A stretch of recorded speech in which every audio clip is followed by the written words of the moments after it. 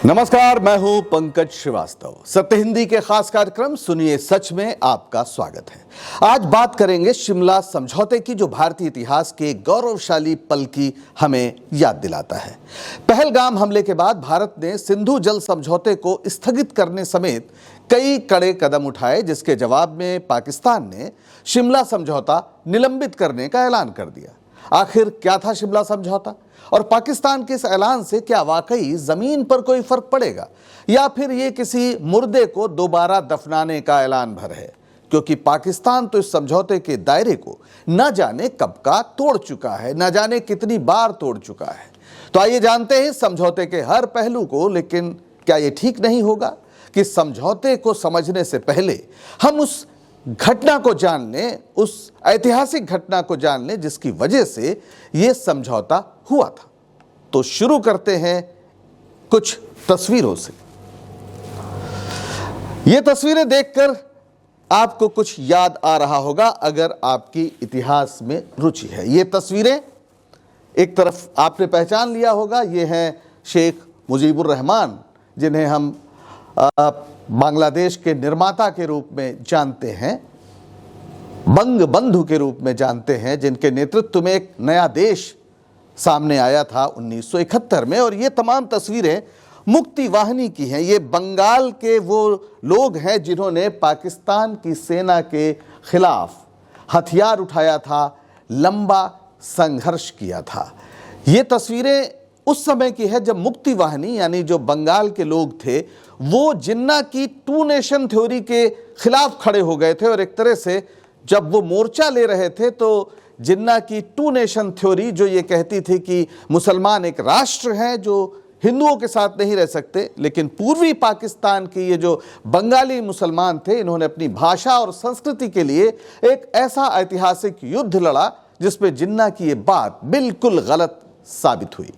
इन लोगों ने तमाम जुल्म सहे, लेकिन जब अवामी लीग की चुनाव जीत के बाद, यानी जब शेख मुजीबुर रहमान की पार्टी जीती, इसके बावजूद पाकिस्तान के जो तत्कालीन राष्ट्रपति थे यहिया खान, उन्होंने इन्हें प्रधानमंत्री नियुक्त नहीं किया। तब लोगों के गुस्से का बांध टूट गया। उन्होंने मुक्ति वाहिनी बनाई और पाकिस्तान से आज़ादी की जंग छेड़ दी। अब देखिए किस तरह नाव पर बैठे हैं, उनके पास कपड़े भी ठीक से नहीं हैं, लुंगी पहने हैं, लेकिन हथियार लेके लड़ रहे हैं। पाकिस्तानी सेना ने ऐसा जुल्म किया जिसकी मिसाल कम मिलती है, लेकिन बंगाल के इन लोगों ने, मुक्ति वाहिनी के योद्धाओं ने हथियार नहीं डाले, लगातार लड़ते रहे। लेकिन इसका एक असर भारत पर भी पड़ रहा था, जो पड़ोस में था। तो यानी उस समय इसे हम पूर्वी पाकिस्तान कहते थे। वहां से तमाम शरणार्थी लाखों की संख्या में भारतीय सीमा में घुसे चले आ रहे थे। एक मानवीय त्रासदी, एक मानवीय संकट पैदा हो गया था। भारत की उस समय जो हमारी सरकार थी, इंदिरा जी प्रधानमंत्री थी, उनके सामने एक गंभीर समस्या पैदा हो गई थी। और तब कुछ ऐसा हुआ जिसकी ना पाकिस्तान को उम्मीद थी और ना उसके तत्कालीन आका अमेरिका को। अब ये जरा आप तस्वीर देखिए। ये तस्वीर है फौजियों के साथ इंदिरा गांधी की, भारत की तत्कालीन प्रधानमंत्री इंदिरा गांधी, जिन्हें कभी गूंगी गुड़िया कहा जाता था, लेकिन उन्होंने एक ऐसा फैसला किया जिस पर इतिहास रहती दुनिया तक बात करेगा। उन्होंने इस शरणार्थी समस्या को मानवीय संकट मानते हुए मुक्ति वाहिनी के समर्थन में भारतीय सेना को उतार दिया। उन्होंने अमेरिका की धमकी को भी नजरअंदाज कर दिया, जिसने अपना 7वां बेड़ा, जो नौसैनिक बेड़ा था, उसे भेज दिया था और कहा था कि अगर भारत ने हस्तक्षेप किया, कोई कार्रवाई की पाकिस्तान के खिलाफ, तो वो भी कार्रवाई करेगा। लेकिन इंदिरा गांधी ने स्वतंत्रता संग्राम में अंग्रेजों से लड़ाई लड़ी थी। वे उनकी औलादों से क्या डरती? अब जब मैंने औलाद कहा है तो किसी बुरे अर्थ में नहीं कहा है। अमेरिका दरअसल ब्रिटिशर्स के औलादों से ही बना है। अंग्रेज जिन लोगों को वहां बसा रहे थे, अपने लोगों को, उन्होंने ही बाद में अमेरिका बनाया और अंग्रेजों से आज़ादी हासिल की। तो इंदिरा गांधी जो लौह महिला के रूप में सामने आ गई थी, उन्होंने जनरल मानेकशॉ, जो फील्ड मार्शल थे, उन्हें खुली छूट दे दी। आपको ये तस्वीर तो याद ही होगी। फील्ड मार्शल मानेकशॉ जो इस समय खड़े हुए हैं तमाम सैनिक सहयोगियों के साथ रणनीति बनाते हुए। तो भारत ने औपचारिक रूप से 3 दिसंबर 1971 को इस युद्ध में एक तरह से प्रवेश किया, जब पाकिस्तान ने भारत के पश्चिमी मोर्चे पर हवाई हमले किए थे। तो मुक्ति वाहिनी को अघोषित समर्थन दे रही भारतीय सेना ने जवाबी कार्रवाई करते हुए सिर्फ 13 दिन में, सिर्फ 13 दिन, ध्यान रखिएगा, इतिहास रच दिया। आधुनिक सैन्य इतिहास की सबसे तेज और निर्णायक जीत हासिल करते हुए उसने 16 दिसंबर 1971 को पाकिस्तान को घुटनों पर ला दिया। जरा यह तस्वीर भी देखिए, आप शायद पहचानते हो। यह है लेफ्टिनेंट जनरल नियाजी और लेफ्टिनेंट जनरल जगजीत सिंह अरोड़ा भारत की ओर से। ये इंदिरा गांधी के साहस और भारतीय सेना के शौर्य का बयान करती एक ऐसी ऐतिहासिक तस्वीर है जिसे कभी भुलाया नहीं जा सकता। ये पाकिस्तानी सेना के lieutenant general Amir Abdullah Khan Niazi, Dhaka की तस्वीर है, और वो भारतीय सेना के लेफ्टिनेंट जनरल जगजीत सिंह अरोड़ा के सामने 93,000 युद्धबंदियों के साथ आत्मसमर्पण कर रहे हैं। और इसमें बड़ी तादाद में फौजी थे, जाहिर है कुछ और लोग भी थे, लेकिन कुल 93,000 कहा जाता है। हालांकि पाकिस्तान औपचारिक रूप से सिर्फ 73,000 मानता है। बहरहाल उस बहस को हम छोड़ देते हैं, लेकिन एक बहुत बड़ी जीत भारत को हासिल हुई थी। और इंदिरा गांधी के इस फैसले ने इतिहास ही नहीं, भूगोल बदल दिया था। बांग्लादेश के रूप में जो ग्लोब है, जो पूरा धरती का मानचित्र है, उस पर एक नए राष्ट्र का जन्म हुआ। और जैसा मैंने बताया, इस राष्ट्र के जन्म के साथ ही मोहम्मद अली जिन्ना का जो 2 राष्ट्र का सिद्धांत था, वो हमेशा के लिए दफन हो गया। हालांकि हाल के दौर में वहाँ के जो जनरल साहब हैं, वो बार बार इसकी याद दिलाने की कोशिश कर रहे हैं। ये तस्वीर सैनिक हार जीत से केवल नहीं जुड़ी है, ये आइडिया ऑफ इंडिया के सामने आइडिया ऑफ पाकिस्तान की भी निर्णायक हार की तस्वीर है। पाकिस्तान के सामने जाहिर है शर्मिंदा होने के अलावा कोई चारा नहीं था। इतनी बड़ी तादाद में सैनिकों की गिरफ्तारी से पाकिस्तान में हंगामा मच गया। उस समय जो हालात थे उसमें राष्ट्रपति को अपना पद छोड़ना पड़ा और 20 दिसंबर 1971 को जुल्फिकार अली भुट्टो राष्ट्रपति बन गए। एक तरह से वो वहाँ के पहले गैर सैनिक शासक आप कह सकते हैं। शुरुआत में अगर छोड़ दीजिए आप, जब जिन्ना थे या लियाकत अली का समय था, उसके बाद जिस तरह से वहाँ सैनिक शासक आए, तो जुल्फिकार अली भुट्टो राष्ट्रपति बने और आखिरकार उन्हें समझौते की मेज पर आने को मजबूर होना पड़ा। वैसे भी जिस देश के 93,000 लोग, जिसमें बड़ी तादाद सैनिकों की हो, वो अगर युद्धबंदी हो जाए तो फिर कोई और रास्ता बचता भी नहीं। तो वो मेज कौन सी थी जिस पर वो समझौता करने को मजबूर हुए, उसकी भी तस्वीर देख लीजिए। वो अभी भी रखी है। ये है वो तस्वीर, शिमला के राजभवन में वो मेज आज भी रखी हुई है जिस पर राष्ट्रपति यानी पाकिस्तान के राष्ट्रपति जुल्फिकार अली भुट्टो और इंदिरा गांधी यानी भारत की प्रधानमंत्री ने 2 और 3 जुलाई 1972 की दरमियानी रात हस्ताक्षर किए थे। और ये काफ़ी देर रात ये हस्ताक्षर हुए थे, तो आप कह सकते हैं तकनीकी रूप से ये 3 जुलाई को हस्ताक्षर हुए। और इस मेज पर आज भी वो तस्वीरें रखी हुई हैं जिसमें वो क्षण हमेशा के लिए कैद है। और आप इसको ज़रा करीब से देखिए। ये है वो तस्वीर जब रात में साइन कर रहे हैं दोनों नेता, यानी इंदिरा गांधी और भुट्टो। शिमला समझौता एक ऐसी संधि थी जिसने भारत की ताकत और पाकिस्तान की मजबूरी को दुनिया के सामने ला दिया। इंदिरा गांधी ने अपनी कूटनीतिक चतुराई से जुल्फिकार अली भुट्टो को हर मोर्चे पर मात दी। तो इस संधि या शिमला समझौते में क्या था, ये भी हमें जानना जरूरी है। तो इस तस्वीर के बाद, और इस तस्वीर में एक चीज आप और पहचान रहे हैं, रक्षा मंत्री जगजीवन राम, आप उनको भी पहचान रहे हैं। उस समय जो हमारे विदेश मंत्री थे सरदार स्वर्ण सिंह, वो भी हैं, और पाकिस्तान के बहुत से लोग भी खड़े हुए दिख रहे हैं। पाकिस्तान से दरअसल 84 लोगों का प्रतिनिधिमंडल आया था। पूरी तैयारी से जुल्फ़िकार अली भुट्टो शिमला पहुंचे थे और चाहते थे कि काफ़ी टफ निगोशिएशन वो करें। उस पर हम बात करेंगे कि क्या हुआ, लेकिन पहले जान लेते हैं कि दरअसल शिमला समझौते में था क्या। तो शिमला समझौता कहता है कि भारत और पाकिस्तान अपने विवाद, खासकर कश्मीर को, द्विपक्षीय बातचीत से सुलझाएंगे। यानी ये केवल दो देशों के बीच का मामला रहेगा, बाहर इस पर बात नहीं होगी, जैसा पाकिस्तान ने बाद में बहुत किया।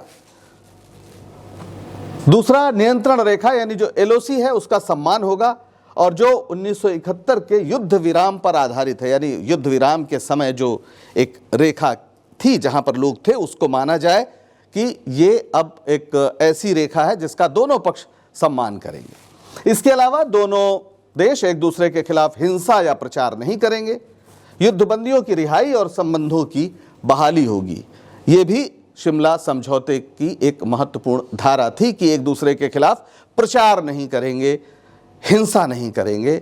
अब पहलगाम हमले की छाया में जब मैं आपसे बात कर रहा हूं तो ये काफ़ी बड़ा चुटकुला लगता है। बहरहाल भारत ने दुनिया को दिखाया कि वो न सिर्फ युद्ध जीत सकता है बल्कि शांति की मिसाल भी कायम कर सकता है। लेकिन यह समझौता होना आसान नहीं था। एक समय ऐसा आया कि लगा समझौता नहीं हो पाएगा। और ये कैसे पता चलता है, आप इस तस्वीर को देखिए। इस तस्वीर में आपको एक लड़की दिखाई पड़ रही है।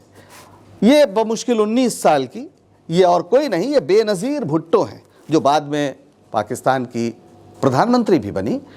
भुट्टो की पत्नी उस समय बीमार थी, तो फिर बेनज़ीर उनके साथ आई थी अपने पिता के साथ, और उन्होंने अपनी एक जो किताब है डॉटर ऑफ ईस्ट, उसमें इस समझौते के बारे में लिखा है।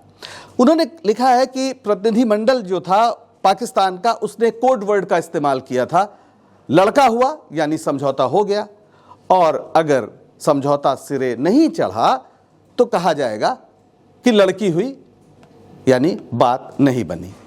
अब कोडवर्ड रखते हुए भी लड़की को नाकामी से ही जोड़ा गया। खैर, इस मसले में हम पाकिस्तान को क्या कह सकते हैं, भारत का भी हाल इस मामले में तो वही है। बहरहाल इतना तो तय है कि बहुत ये तय नहीं था, पाकिस्तानी प्रतिनिधिमंडल भी इस बात पर पूरी तरह आश्वस्त नहीं थे कि समझौता हो जाएगा। एक आशंका थी, इसीलिए कोडवर्ड रखे गए थे। उस समय बेनज़ीर भुट्टो उस कमरे में नहीं थी जहां पर ये समझौता हुआ, और शायद इसलिए कि इसकी उम्मीद भी नहीं थी। यह समझौता रात 12:40 पर हुआ था, यानी किसी को उम्मीद नहीं थी। बस अनौपचारिक बातचीत हुई और फिर तेजी से यह तय हुआ कि समझौता हो जाए।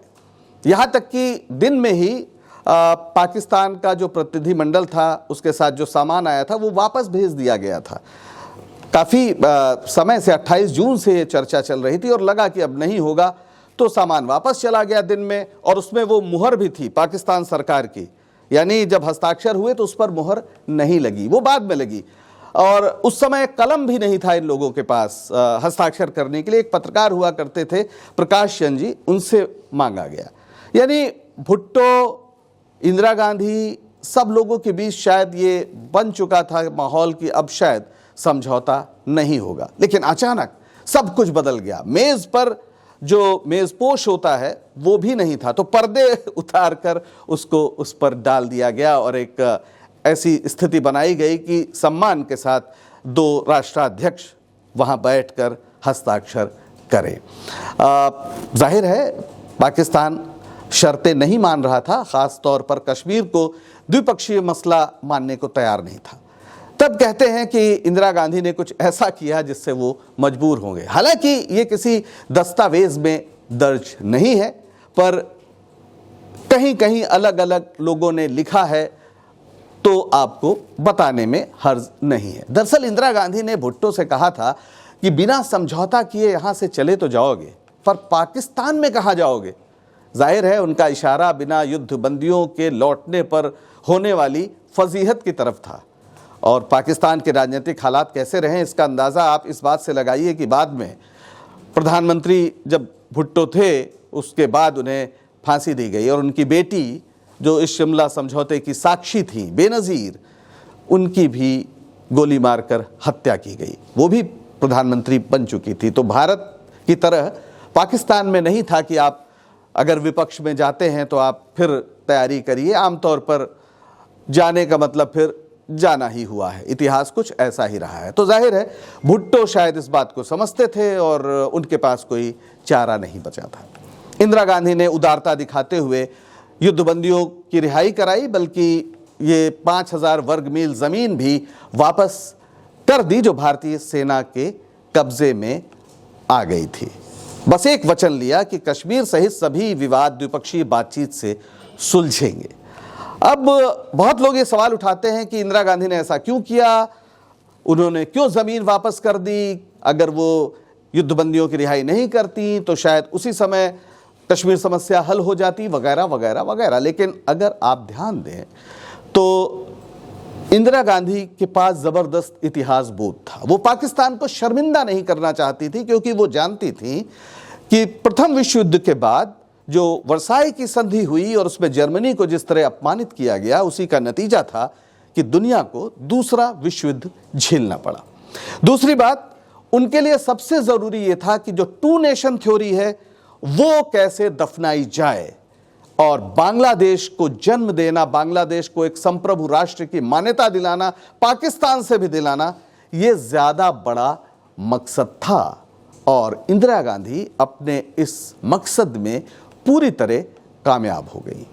लेकिन क्या शिमला समझौते के बाद पाकिस्तान का रवैया पूरी तरह बदला, या फिर भुट्टो ने जो भारत आकर शांति की, समझौते की बात कर रहे थे, वो सिर्फ एक नाटक था? और हमें लगता है कि शायद उस समय पाकिस्तान का जो आधिकारिक रवैया था वो, उसमें ड्रामा ज्यादा था। हालांकि भारतीय पक्ष इस बात को समझता था, लेकिन जैसा मैंने कहा कि बांग्लादेश का निर्माण, उसकी संप्रभुता को एक तरह से स्थापित करना, दुनिया का मानचित्र बदलना, यह ज्यादा बड़ी बात भारत के लिए थी, क्योंकि इससे आइडिया ऑफ इंडिया मजबूती से सामने आता था कि भारत में हिंदू और मुसलमान मिलकर रह सकते हैं, वो अलग राष्ट्र नहीं है, बल्कि एक ही राष्ट्र के अनिवार्य अविभाज्य अंग है। तो देख लेते हैं शिमला समझौते पर पाकिस्तान का रवैया क्या था। कश्मीर को अंतर्राष्ट्रीय मंचों पर पाकिस्तान ने बार बार उठाया। ये उस समझौते का खुला उल्लंघन था। 1999 का कारगिल युद्ध हो या जिस तरह से LOC पर घुसपैठ हुई बार बार, ये बताता है कि पाकिस्तान ने बिल्कुल भी अपने वादे को नहीं निभाया जो शिमला समझौते का था। इसके अलावा आतंकवाद को जिस तरह से पनाह दी, 26/11 का मुंबई हमला हो या फिर अभी कुछ दिन पहले का पहलगाम हमला, हर बार पाकिस्तान का हाथ सामने आया है। तो जो ये था कि हम हिंसा एक दूसरे के विरुद्ध नहीं करेंगे, प्रचार नहीं करेंगे, यानी दुष्प्रचार, वो जो समझौता था उसकी कहीं भी एक तरह से पाकिस्तान ने उसको मान्यता नहीं दी। यानी पाकिस्तान ने शिमला समझौते का सम्मान नहीं किया। तो भारत ने जब पहलगाम हमले के बाद सिंधु जल समझौते को निलंबित करने का ऐलान किया, तो जवाब में वो शिमला समझौते को निलंबित करने का ऐलान कर रहा है, जबकि उस समझौते को उसने माना ही नहीं। तो जब माना नहीं तो फिर निलंबित करने का अर्थ क्या है? पाकिस्तान ने हर अंतर्राष्ट्रीय मंच पर कश्मीर का सवाल उठाने की कोशिश की, जबकि शिमला समझौते में इस बात पर वो रोक थी कि आप बात करेंगे। ऐसे में यह घोषणा सिर्फ हताशा है और कुछ नहीं। इस ऐलान के नतीजे क्या हो सकते हैं, ये भी हमें देखना पड़ेगा। यानी LOC पर तनाव, नियंत्रण रेखा की जो वैधानिकता थी वो खत्म हो गई, और शिमला समझौते को अगर पाकिस्तान ने नहीं माना तो इसका मतलब कि अब नियंत्रण रेखा की जो वैधानिकता थी उसकी नज़र में वो खत्म हो गई, यानी टकराव बढ़ सकता है। क्षेत्रीय अस्थिरता का दौर शुरू हो सकता है। चीन जैसे देश के साथ हाथ मिलाकर पाकिस्तान पूरी दक्षिण एशिया को अस्थिर कर सकता है, और आर्थिक नुकसान, व्यापार और हवाई यातायात, जिसके बारे में अभी ये हुआ है कि आप हवाई इस्तेमाल, हवाई क्षेत्र का नहीं करेंगे। बहरहाल आर्थिक मोर्चे पर भारत पाकिस्तान से कई गुना आगे है, इसलिए आर्थिक नुकसान बहुत मायने नहीं रखेगा। और चीन के साथ मिलकर भारत विरोधी मोर्चा तो वो पहले से बनाए हुए है। यानी एक ही बात होगी कि पाकिस्तान अंतर्राष्ट्रीय मंचों पर खुलकर कश्मीर का सवाल अब उठाएगा, पर वो तो पहले से ऐसा कर रहा है। यानी यह ऐलान और कुछ नहीं, एक मरे हुए समझौते को दोबारा दफन करने जैसा है। सभ्यता और आधुनिकता की कसौटी पर बुरी तरह फेल साबित हुआ पाकिस्तान, और कर भी क्या सकता है? या कहे कि वहां के शासकों के पास सरहद पर तनाव भड़काकर जनता का ध्यान भटकाने के अलावा कोई चारा नहीं। वैसे यह बीमारी ज्यादातर देशों के शासकों में होती है। जनता की उम्मीदों को पूरा न कर सको तो सरहद को गर्म करो, राष्ट्रवाद का उन्माद जगाओ। पाकिस्तान की सरकार और सैन्य प्रतिष्ठान यही कर सकते थे और वो यही कर रहे हैं। जाहिर है आपको समझ में आ गया होगा कि शिमला समझौता क्या था और क्यों था। आज के लिए बस इतना ही। दीजिए इजाजत और बने रहिए सत्य हिंदी के साथ। नमस्कार।